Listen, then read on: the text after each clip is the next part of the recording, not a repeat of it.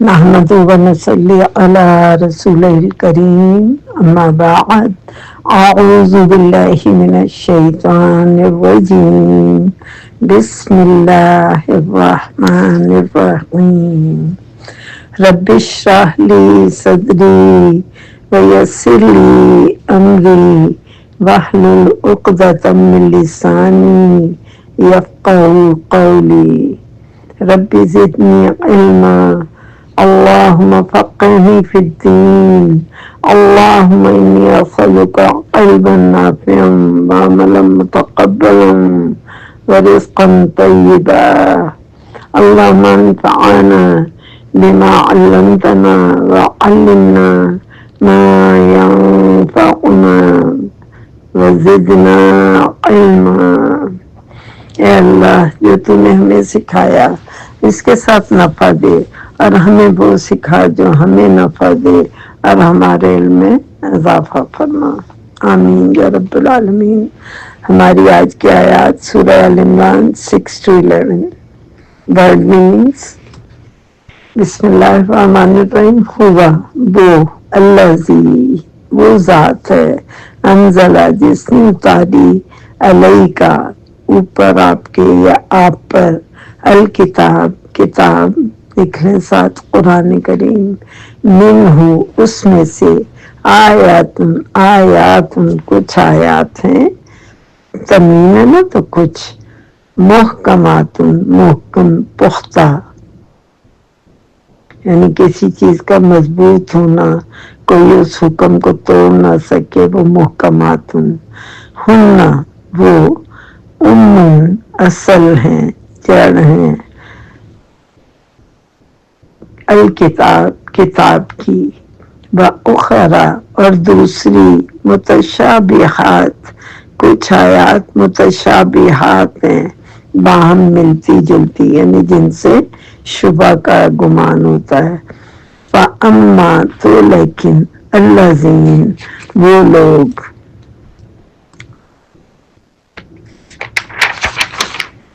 فی قلوبہم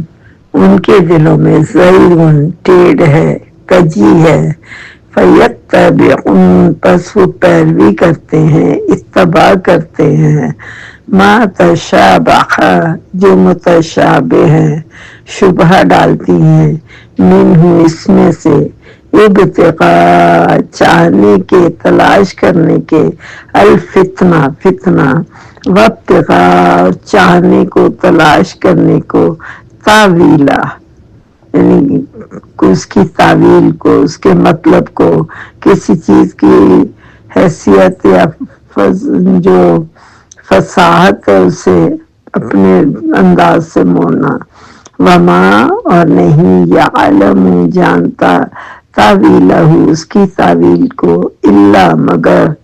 الا اللہ اللہ، والراسخون مضبوط رسوخ رکھنے والے، یعنی جو چیز زمین میں گڑ جانے والی ہے، راسخ ہو جائے، مضبوط ہو،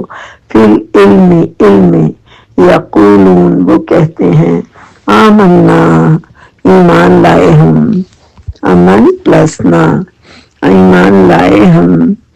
بھی ساتھ اس کے، کلن سب کچھ، من عندنا اپنے رب کی طرف سے، یعنی ہمارے رب کی طرف سے ہے یا رب کے پاس ہے، وما یذکر اور نہیں نصیحت پکڑتے، الا مگر اولو الالباب عقل والے۔ پہلے بھی میں نے بتایا تھا نا، الباب میں لب جو ہے وہ مغز یعنی جسم کا سب سے زیادہ اہم حصہ ہے۔ ربنا وہ کہتے ہیں،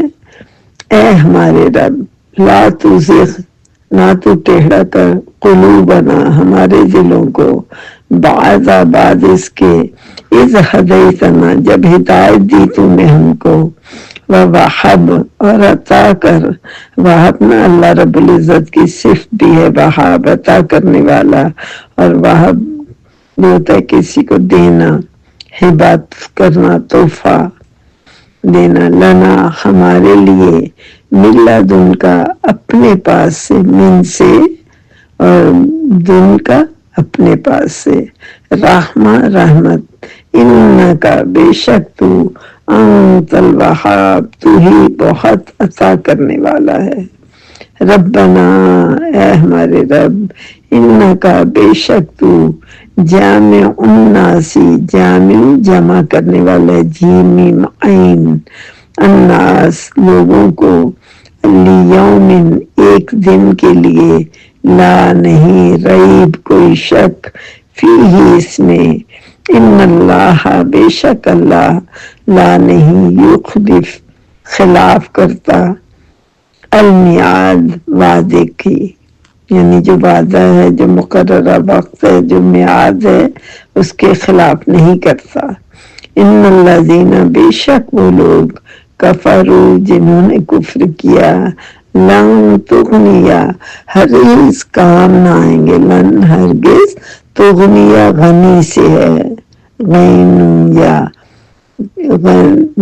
ہرگز کام نہ آئیں گے، انہم ان کو، اموالہم مال ان کے، ولا اور نہ، اولادہم اولاد ان کی، من اللہ سے اللہ سے، شیئن کچھ بھی، واولئک اور یہی لوگ، ہم وہ، وقود النار ایندھن ہے آگ کا، یعنی ایسا شعلہ جس سے آگ جلائی جائے، اور وقود النار ہم پہلے بھی پڑھ چکے ہیں سورہ بقرہ میں، ٹھیک ہے، ایندھن، قضا بھی مانند حالت، یعنی ایک جگہ چلتے چلتے جو ہے نا انسان معمولی بن جاتا ہے، عادت سی بن جاتی نا، تو قضا بھی مانند حالت، عالی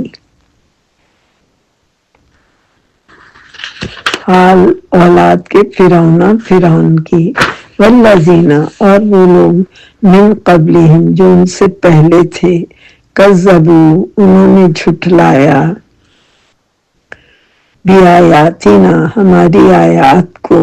فأخذہم تو پکڑ لیا ان کو، اللہ نے، بذنوبہم بوجہ ان کے گناہوں کے، یعنی ان کے گناہوں کے سبب، بھی بوجہ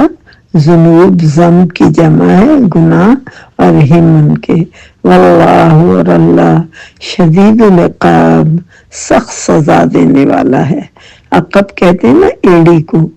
تو جو گناہ کی سزا ہوتی ہے وہ بھی پیچھے آتی ہے نا، تو اس لیے عقاب سزا دینے والا ہے، صدق اللہ العظیم، یہ ہماری آیت کی آیات کا ترجمہ تھا۔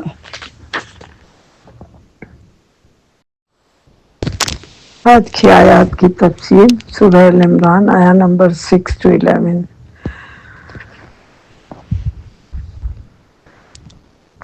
آیا 6 میں جیسا کہ فرمایا گیا کہ وہی اللہ ہے جو رحم مادر، یعنی ماں کے پیٹ میں جس طرح کی چاہتا ہے صورتیں بناتا ہے، اس کے سوا کوئی سچا معبود نہیں، وہ یہ غالب اور حکمت والا ہے، یعنی اللہ عزوجل ہر مادہ کے رحم میں جیسی چاہتے ہیں صورتیں بناتے ہیں، خوبصورت، بدصورت، مذکر، مؤنث، نیک بخت، بدبخت، کامل یا ناقص، یعنی بعض اوقات آپ دیکھیں اللہ نہ کرے اب نارمل بچے بھی ہوتے ہیں، تو یہ سب اللہ تعالیٰ ہی بناتے ہیں، اللہ ہی کی مصلحت ہے تمام باتوں میں، تو اس پوری کائنات میں کوئی بھی شخص ایک مچھر کا پر بنانے کی بھی سکت نہیں رکھتا، نہ کبھی بنا سکے گا، تو پھر اللہ عزوجل کے علاوہ کسی دوسرے کی عبادت کیسے کی جا سکتی ہے، یعنی یہاں یہ بتایا جا رہا ہے کہ جس اللہ نے پیدا کیا، جس اللہ نے بے پناہ نعمتوں سے نوازا، انسان کے دنیا میں آنے سے پہلے اس کے لیے تمام جو اس کی ضروریات تھی، اس کے لیے جو زندگی کی خاص ہوا، پانی، سورج کی روشنی، دھوپ، ہر چیز اللہ رب العزت نے انسان کے وجود میں آنے سے پہلے وافر مقدار میں مہیا فرما دی، تو پھر اس کے سوا کوئی اور معبود برحق ہو سکتا ہے کیا؟ کسی اور میں یہ استطاعت ہے کہ وہ ان میں سے کوئی چیز ہی بنا لے یا کسی چیز کو ہی بدل اس کا لے آئے؟ وہی زبردست ہے، اور اس کا ہر کام حکمت پر مبنی ہے، جو بھی چیزیں وہ سب حکمت پر مبنی ہے۔ اللہ تعالیٰ کا کوئی کام حکمت سے خالی نہیں ہوتا۔ پھر 7 آیا میں محکم اور متشابہ آیات، یہ تھوڑا سمجھنے کی بات ہے۔ دیکھیں محکم آیات سے مراد وہ آیات ہیں جن کے معنی بالکل واضح ہیں اور ہر بات صاف سمجھ میں آ رہی ہوتی ہے، ان کو ہر شخص سمجھ سکتا ہے، ان کا مفہوم جو ہے متعین کرنے میں کسی بھی شبہ کی گنجائش نہیں ہوتی۔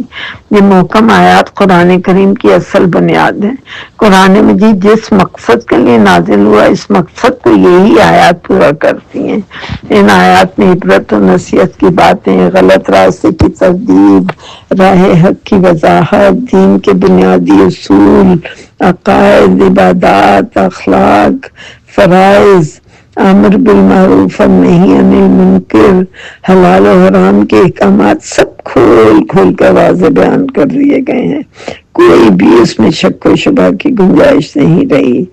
لیکن جو متشابہ آیات سے مراد وہ آیات ہیں جن کا مفہوم انسانی سمجھ سے باہر ہوتا ہے۔ ان میں حروف مقطعات ہیں، جیسے آج تک کوئی نہ اس کو سمجھ سکا۔ آپ دیکھیں اہل عرب کو اپنی فصاحت و بلاغت پر کتنا ناز تھا، لیکن وہ بھی آج تک ان حروف مقطعات، ایک جگہ تو فرمایا گیا یہ وہ حروف ہیں جن سے قرآن نازل ہوا، یعنی قرآن بھی انہی حروف تہجی سے الفاظ ہیں نا، لیکن کسی میں یہ استطاعت نہیں ہوئی کہ وہ ان حروف مقطعات کا معنی بتا سکے۔ پھر اللہ عز و جل کی صفات، جنت و دوزخ کے حالات کہ جنت کیا ہے وہ قرآن میں بتایا بھی گیا، لیکن پھر بھی ہم اسے امیجن نہیں کر سکتے کہ وہ جنت و دوزخ کا کیا عالم ہے۔ عذاب قبر، تقدیر کے بارے میں ہمیں کچھ نہیں پتا، ہم لاکھ نجومیوں کو ڈھونڈ لیں، کچھ بھی کر لیں، لیکن تقدیر کا حال صرف میرا اللہ ہی جانتا ہے۔ اور جیسے کام شامل ہیں یہ تمام، ان جیسے ان کا مفہوم اور کیفیت کوئی شخص بیان نہیں کر سکتا۔ ایک سچے مومن کا بس یہ کام ہے کہ وہ ان آیات پر ایمان لائے، چاہے وہ متشابہات ہوں یا محکمات ہوں۔ جو لوگ حق کے طالب ہوتے ہیں وہ وقت ضائع نہیں کرتے، وہ متشابہات کی تعویل کیے بغیر ان پر ایمان رکھتے ہیں کہ بس یہ میرے اللہ کا کلام ہے، اور ان کا جو تھوڑا سا مفہوم ان کی سمجھ میں آتا ہے اسی پر قناعت کرتے ہیں۔ خود قرآن کریم گواہ ہے کہ ان آیات کا صحیح مفہوم صرف اللہ تبارک و تعالی ہی جانتے ہیں۔ تو پھر جو شخص بھی ان کی غلط تعویل کرے گا، ان کے غلط معنی مطلب نکالے گا، تو وہ اپنے آپ کو گمراہی کے راستے پر چلائے گا۔ آپ صلی اللہ علیہ وسلم کا فرمان ہے، جب تم ایسے لوگوں کو دیکھو جو متشابہات کے پیچھے پڑے، یعنی خام خواہ کی دلیلیں نکال رہے ہیں، بحث نکال رہے ہیں، تو تم ان سے دور رہو۔ یہ بخاری کی حدیث ہے۔ رسول اکرم صلی اللہ علیہ وسلم نے فرمایا، چند لوگوں کو قرآن میں مباحثہ کرتے ہوئے دیکھا، یعنی ایک بار آپ صلی اللہ علیہ وسلم نے چند لوگوں کو قرآن پر کوئی بحث کرتے دیکھا تو فرمایا یاد رکھو تم سے پہلے لوگ اسی وجہ سے تباہ ہوئے تھے کہ وہ اللہ کی کتاب کی آیات کو ایک دوسرے کے خلاف بتا کر جھگڑا کیا کرتے، یعنی جو مطلب چاہا نکال لیا اور پھر اسے ہی دلیل بنا کر جھگڑا کرنے لگے۔ حالانکہ اللہ تعالیٰ کی کتاب کی ہر آیت دوسری آیت کی تصدیق کرتی ہے، لہذا خبردار آیات میں اختلاف پیدا کر کے انہیں نہ جھٹلاؤ۔ تمہیں جس آیت کا علم ہو اس میں گفتگو کرو، اور جس آیت کا علم نہ ہو اسے اہل علم سے پوچھو۔ یہ مسند کی حدیث ہے۔ یعنی کوئی اپنی طرف سے نہ قرآن کے معاملے میں بحث کریں، نہ اس میں کوئی ایڈیشن کریں، اسی لیے ورڈ ٹو ورڈ میننگ بتاتے ہوئے بھی بہت محتاط رہا کریں، اتنا ہی معنی بتائیں جتنا صحیح معنی ہے اس کا۔ زیر زبر سے بھی قرآن کے معنی بدل جاتے ہیں، بہت احتیاط کریں قرآن کے معاملے میں۔ تلاوت بہترین اسی لیے فرمائی گئی کہ تاکہ کوئی رد و بدل نہ ہو۔ پھر آیا نمبر 8 میں فرمایا گیا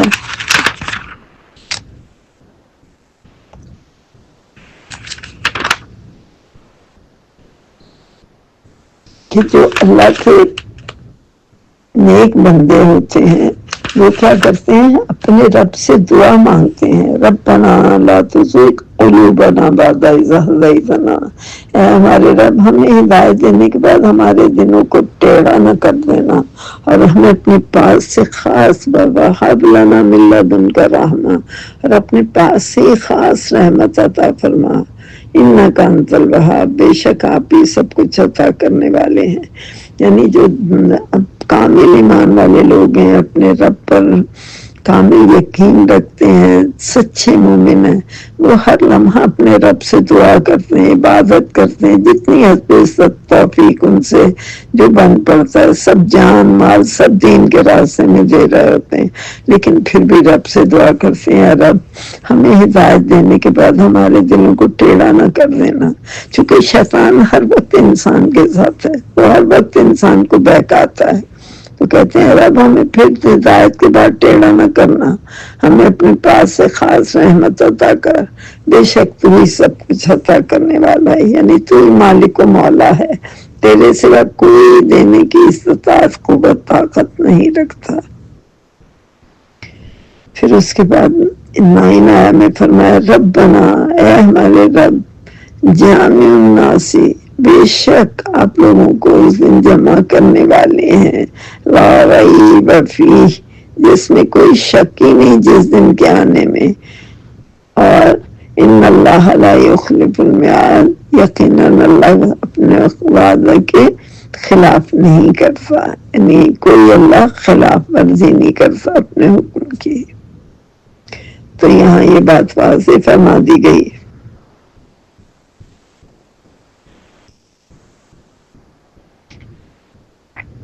کہ جو پختہ اہل علم ہوتے ہیں وہ اپنے رب سے ہر لمحہ دعا کرتے رہتے ہیں، بندگی کرتے ہیں، عبادت کرتے ہیں، اللہ کی رضا کے لیے راتوں کو اٹھ کر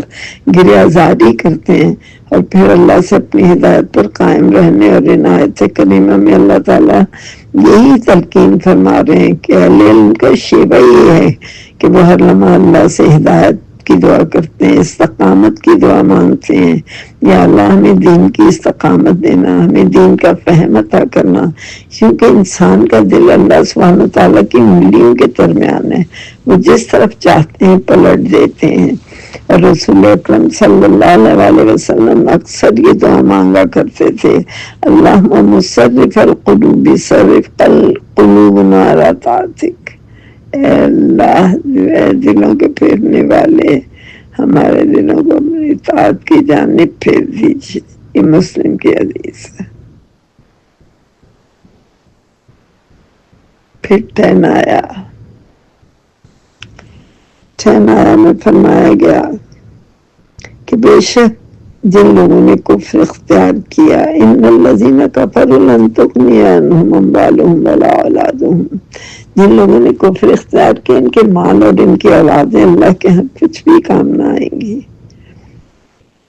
اور وَأُولَئِکَ هُمْ وَقُودُ النَّارِ، اور وہی لوگ آگ کا ایندھن ہوں گے، یعنی قیامت کے دن مال اور اولاد کام آنے والے نہیں،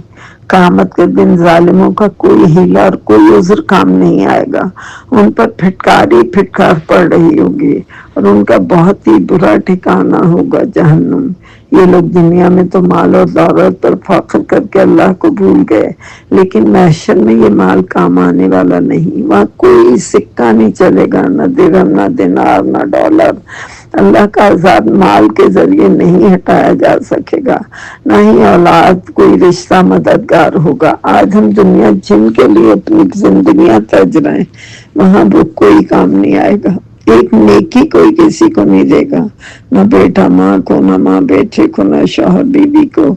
سب اپنی اپنی نیکیاں بچائیں گے کہ پتہ نہیں ہمارا کیا حال ہوگا، ہمیں نیکی کہاں سے ملے گی۔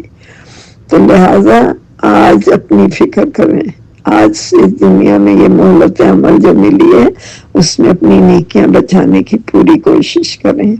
نیکیاں بہت چھوٹی چھوٹی ہوتی ہیں جنہیں حاصل کرنا کچھ بھی مشکل نہیں، سلام میں پہل کریں، مسکراہٹ بھی نیکی ہے، کسی کو چھوٹی موٹی چیز اگر اس کے کام آ رہی ہے اور آپ کے پاس ہے اسے دے دیں۔ ویسے بھی آپ دیکھیں عام زندگی میں کوئی اگر چیز مانگتا، میں نے دیکھا ہے اتنے ہم بخیل ہو چکے ہیں کہ چیز موجود ہوتی ہے کہتے نہیں ہمارے پاس نہیں ہے، وہ نیکی ضائع کر دیتے ہیں۔ سلام کہیں مجلس میں کوئی ملتا ہے، اگر کسی کی نظر نہیں پڑی ہے، چلے پڑی بھی ہے، ہو سکتا ہے اسے نام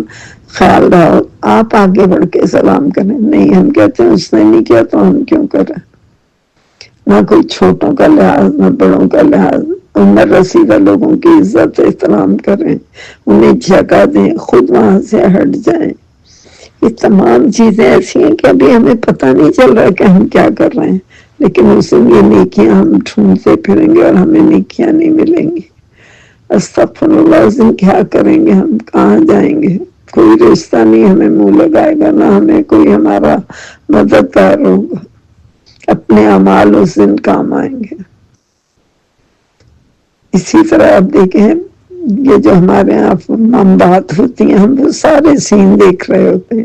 کہ لوگ کیسے آتے ہیں اور بس اس وقت کھایا پیا چلے گئے۔ نہیں، اگر کسی کے یہاں فوت کی ہو گئی ہے تو آپ کو جب یاد آئے اس کی دلجوئی کریں۔ اگر نہیں جا سکتے اسے کال کر لیں 2 منٹ کی، شاید کسی کی دلجوئی آپ کی نیکی کا باعث بن جائے۔ دوسروں کی دل شکنی کرنے سے باز رہیں، دلوں کا توڑنا جو ہے مندروں کو ڈھانے سے زیادہ بڑا جرم ہے۔ والدین کا عزت و احترام کرنا، رشتوں کا لحاظ کرنا، ہم تو کہتے ہیں عام ہماری لینگویج ہے کہ غیر کو دے دیں گے، رشتہ داروں کو نہیں دینا۔ بہت بڑا گناہ ہے۔ آپ دیکھیں اب تک ہم نے جتنی آیات پڑھی ہیں، ہمیں بار بار یہ سبق دیا جا رہا ہے کہ ان رشتہ داروں کو دینے میں دوہرا اجر۔ ضرورت مندوں کا خیال رکھنا، بیمار کی عیادت کرنا۔ جب وہاں جائیں گے تو اللہ رب العزت فرمائیں گے میں بیمار تھا، تم نے میری عیادت نہیں کی۔ بندہ پوچھے گا یا اللہ آپ کی عیادت ہم کیسے کر سکتے تھے؟ اللہ رب العزت فرمائیں گے میرا فلاں بندہ بیمار تھا، تم نے اس کی عیادت نہیں کی۔ نیکیوں کو بچانے کی کوشش کریں، راستے میں کانٹا بھی پڑا ہو تو ہٹا دیں، وہ بھی آپ کے لیے اجر کا باعث ہے۔ ہمیشہ سلام میں پہل کریں، کوئی ضرورت کی چیز کوئی مانگ رہا اسے دے دیں، کوئی مسئلہ نہیں ہے۔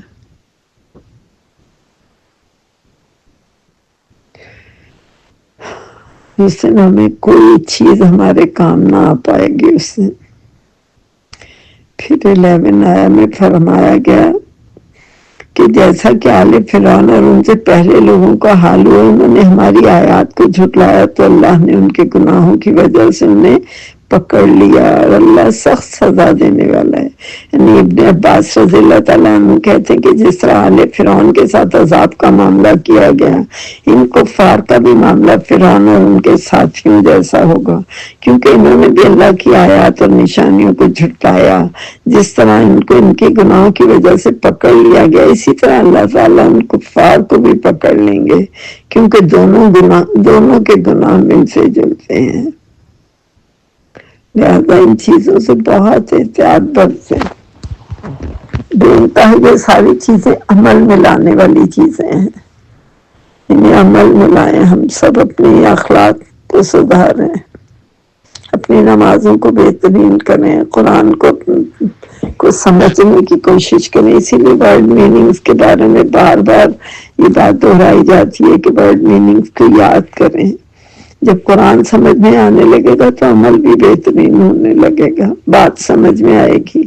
اب آپ ایک کتاب پڑھ لیں، آپ کو پتہ ہی نہیں اس میں کیا لکھا ہے تو کیا کریں گے آپ لوگ؟ کبھی اس میں دلچسپی ہوگی نہیں ہوگی نا، بور ہو جاتا بندہ کہ پتہ نہیں کیا ہے، ہمیں تو سمجھ ہی نہیں آ رہا۔ اپنے وقت کو اللہ کے لیے بھی وقف کریں۔ اس اللہ نے ہمیں زمین پر چلنے پھرنے کی استطاعت دی، ہمیں آزادی ہے، ہمیں بے شمار نعمتوں سے نوازا۔ بارہا ہم اس پہ بات کر چکے ہیں اور کریں گے بھی، قرآن میں بار بار یہ آیات آئیں گے، تو پھر اس کی شکر گزاری بھی تو ہونی چاہیے، ہم اس کے احسان مند بھی تو ہوں، اسے نہ بھولیں۔ جزاکم اللہ خیرا کثیرا۔ السلام علیکم ورحمۃ اللہ وبرکاتہ۔